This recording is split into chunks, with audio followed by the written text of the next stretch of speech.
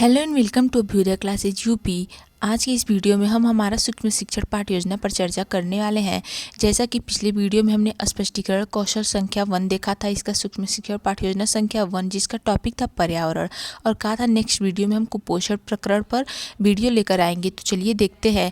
हाँ, आपको प्रस्तावना कौशल का वीडियो चाहिए तो वो भी मैं आपको लिंक दे दूँगी, आप वहाँ से जाकर चेक कर लीजिएगा, क्योंकि ऑलरेडी हमने प्रस्तावना कौशल पर चर्चा कर लिया है। इसका हमें सूक्ष्म शिक्षण पाठ योजना यानी कि माइक्रो टीचिंग लेसन प्लान कैसे लिखना है, कैसे बनाना है, उसके कौन कौन से घटक हैं, इन सभी विषयों पर हमने ऑलरेडी चर्चा कर लिया है।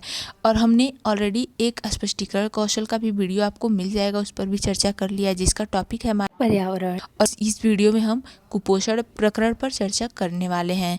तो चलिए देखते हैं। आगे बढ़ने से पहले अगर आप चैनल पर नए होंगे और अभ्युदय क्लासेज यूपी को सब्सक्राइब नहीं किया होगा तो प्लीज़ एक बार से चैनल को सब्सक्राइब, लाइक एंड शेयर अवश्य कर दीजिएगा। चलिए देखते हैं हमें सूक्ष्म शिक्षण पाठ योजना लिखना कैसे है। सबसे पहले तो हम लिखेंगे सूक्ष्म शिक्षण पाठ योजना, फिर उसका संख्या हम लिख देते हैं। जैसे यहाँ पे लिखा हुआ है 2, क्योंकि पहला जो था हमारा वो हमने ऑलरेडी डिस्कस कर लिया। आपको मैं लिंक दे दूँगी, आप वहाँ से जाकर देख लेंगे। फिर उसके बाद हम लिखते हैं स्पष्टीकरण कौशल, क्योंकि ये हमारा स्पष्टीकरण कौशल है तो यहाँ पे हम स्पष्टीकरण कौशल लिख देते हैं।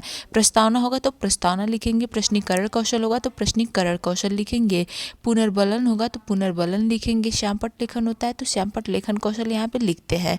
ये हमारा क्या है, स्पष्टीकरण कौशल है, इसीलिए हम यहाँ पे स्पष्टीकरण कौशल लिख देते हैं। उसके बाद हम छात्र अध्यापिका का नाम लिखते हैं। अगर आप छात्र अध्यापक हैं तो छात्र अध्यापक यहाँ पे कर लेंगे। फिर अभ्यास केंद्र लिखते हैं। उसके नीचे एक बॉक्स बनाते हैं जिसमें लिखते हैं दिनांक, कक्षा, वर्ग, विषय, उपविषय, चक्र तथा अवधि। ठीक है, इसमें दिनांक में आप जिस दिनांक में पढ़ाते हैं वो लिख देते हैं। कक्षा 7 का हमारा टॉपिक है, कक्षा 7 लिख देंगे। वर्ग आप अ ब जो भी होगा वो भर लेंगे। विषय क्या है, जैविक विज्ञान, तो विषय जैविक विज्ञान लिख देंगे। उपविषय है हमारा प्राणी विज्ञान, तो उपविषय हम लिखेंगे प्राणी विज्ञान। चक्र जिस चक्र में आप पढ़ाएंगे वो लिख देंगे। और हमारे जो सूक्ष्म शिक्षण यानी कि माइक्रो टीचिंग पाठ योजना होती है उसकी कुल अवधि 5 मिनट की होती है, तो यहाँ पे हम 5 मिनट लिख देते हैं। इसके बाद आते हैं हम प्रकरण पे। प्रकरण है हमारा कुपोषण, तो यहाँ पे आप प्रकरण लिखेंगे कुपोषण ऐसे लिख देंगे। फिर हम एक बॉक्स बनाते हैं जिसमें लिखते हैं, पहले में कौशल का नाम लिखेंगे। जो भी हमारा कौशल होगा उसको हम इसमें लिख देते हैं। जैसे आज हमारा क्या है, स्पष्टीकरण कौशल, तो कौशल का नाम में हम यहाँ पे स्पष्टीकरण कौशल लिख देते हैं। फिर दूसरे में हम क्रम संख्या लिखते हैं और एक बॉक्स में हम लिखते हैं कौशल के घटक। कौशल के घटक कौन कौन से हैं इसको देखते हैं। सबसे पहला जो है वह है अस्पष्ट प्राथमिक कथन, दूसरा कथनों में तारतम्यता, तीसरा असंबद्ध कथनों का अभाव, चौथा भाषा में धारा प्रवाह, और पांचवा होता है परस्पर जोड़ने वाले शब्द। छठा लिखते हैं उपयुक्त शब्दों का प्रयोग। ये हमारे कौशल के घटक होते हैं। फिर हम विशिष्ट उद्देश्य लिखते हैं। विशिष्ट उद्देश्य में लिखेंगे स्पष्टीकरण कौशल के विभिन्न घटकों का अभ्यास कर उसमें निपुणता प्राप्त करना। अर्थात कि ये जो ऊपर पूरे 6 पॉइंट है कौशल के घटक के, ये सब जो हैं घटकों के, इन सब में हम लोग क्या करते हैं, अभ्यास करके इनका और इसमें निपुणता प्राप्त करते हैं। यानी कि ये जो 6 घटक है स्पष्टीकरण कौशल में आपको इन 6 के बारे में जानकारी होनी चाहिए। ये 6 आपको अच्छे से आना चाहिए, तब आपका स्पष्टीकरण कौशल माना जाता है कि आपने उसमें निपुणता प्राप्त किया है। जैसे कि स्पष्ट जो भी प्राथमिक कथन होते हैं वो स्पष्ट होने चाहिए, आपके कथनों में तारतम्यता पाई जानी चाहिए, होनी चाहिए। असंबद्ध जो भी कथन होते हैं उसका अभाव होना चाहिए, मतलब कि वो नहीं होना चाहिए, कुछ भी इधर उधर की बातें नहीं होनी चाहिए। भाषा में धारा प्रवाह होना चाहिए और परस्पर जोड़ने वाले शब्द होने चाहिए और उपयुक्त शब्दों का प्रयोग भी होना चाहिए। ठीक है, अब हम आते हैं अपने स्पष्टीकरण पे। स्पष्टीकरण लिख देते हैं। स्पष्टीकरण में भी एक बॉक्स बनाते हैं जिसमें लिखते हैं छात्र अध्यापिका कथन। अगर आप छात्र अध्यापक हैं तो यहाँ पे छात्र अध्यापक कथन लिख देंगे। उसके बाद छात्र छात्रा अनुक्रिया लिखते हैं और श्यामपट्ट कार्य लिखते हैं। इसमें हम स्पष्टीकरण देंगे, जैसे जब व्यक्ति को पौष्टिक भोजन की कमी या भोजन अव्यवस्थित रूप से दिया जाता है तो उसके शरीर में पोषण की कमी हो जाती है, इसे कुपोषण कहते हैं। इससे व्यक्ति की रोग प्रतिरोधक क्षमता कम हो जाती है और कई तरह की बीमारियों के शिकार हो जाते हैं।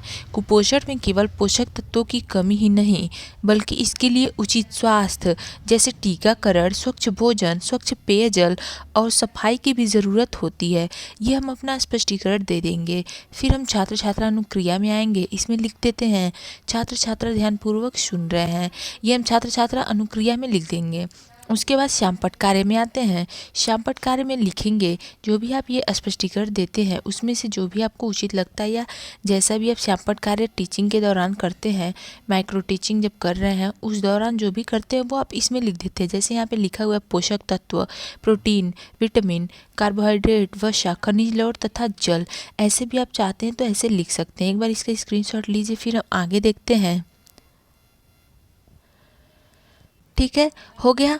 इसके बाद हम क्या करते हैं, एक आलोचना या सुझाव हेडिंग लिख के और ये छोड़ देते हैं पॉइंट, क्योंकि ये जो होता है, ये जो भी हमारे पर्यवेक्षक होते हैं, जो भी टीचर बैठते हैं हमारा पर्यवेक्षण करने, उसके लिए ये पॉइंट हम लिख के छोड़ देते हैं। वो इसमें कुछ पॉइंट्स लिखते हैं, आपकी टीचिंग देखते हैं उस हिसाब से कुछ पॉइंट्स लिखते हैं, जिसमें अगर आपको सुधार की आवश्यकता होती है तो कुछ निगेटिव पॉइंट लिखते हैं और कुछ पॉजिटिव पॉइंट भी लिखते हैं। जिस हिसाब से आप टीचिंग करते हैं उस हिसाब से लिखते हैं, तो ये हम उनके लिए करके छोड़ देते हैं। फिर हम आते हैं निरीक्षण तालिका पे। निरीक्षण तालिका एक बनाएंगे तो हेडिंग सबसे पहले लिखेंगे क्या, निरीक्षण तालिका, ऐसे आप लिख देंगे। इसमें भी एक बॉक्स बनाते हैं जिसमें लिखते हैं क्रम संख्या, दूसरे में घटक और तीसरे में क्या लिखते हैं, प्रयुक्त घटक।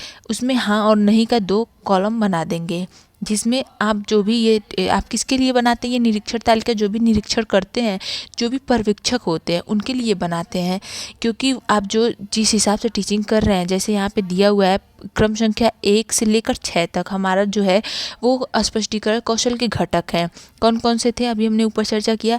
तो ऐसा है जैसे स्पष्ट प्राथमिक कथन का प्रयोग किया, दूसरा विचारों एवं कथनों को जोड़ने का प्रयास किया गया, तीसरा अशब्द कथनों का अभाव रहा, चौथा भाषा में उपयुक्त धारा प्रवाह है, पांचवा परस्पर जोड़ने वाले शब्दों का प्रयोग किया गया और छठा है उपयुक्त शब्दों का प्रयोग किया गया। ये जो 6 हमारे घटक थे उसका प्रयोग किया गया है कि नहीं, ये यहाँ पे आप लिखते हैं। तो अगर किया गया है तो वो पर्यवेक्षक के द्वारा जो निरीक्षण तालिका इसीलिए बनता है, जो भी पर्यवेक्षक होते हैं उनके द्वारा ये भरा जाता है। ये आप नहीं भरेंगे, टीचर भरते हैं। तो जैसे कि यहाँ पे किया गया है, सभी चीज़ों को यहाँ पे किया गया है, सभी में निपुणता प्राप्त करने का प्रयास किया गया, अच्छे से अभ्यास किया गया, इसीलिए यहाँ पे सभी सही हैं। जैसे यहाँ पे है, अगर स्पष्ट प्राथमिक कथन का प्रयोग नहीं किया गया रहेगा तो यहाँ पे नहीं में वो टिक कर देते हैं, लेकिन यहाँ पे सब सही है, सब अच्छे से किया गया, इसीलिए सब में हाँ में वो टिक कर देंगे। जैसे आप यहाँ पे देख सकते हैं किया हुआ है। ओके, इतना समझ में आया। सो गाइज, आज के वीडियो में बस इतना ही। मिलते हैं अपने अगले वीडियो में, जिसका है हमारा जो कौशल का नाम है प्रश्नीकरण कौशल और टॉपिक होगा हमारा प्रकाश संश्लेषण। इसलिए चैनल से जुड़े रहे। तब तक के लिए धन्यवाद।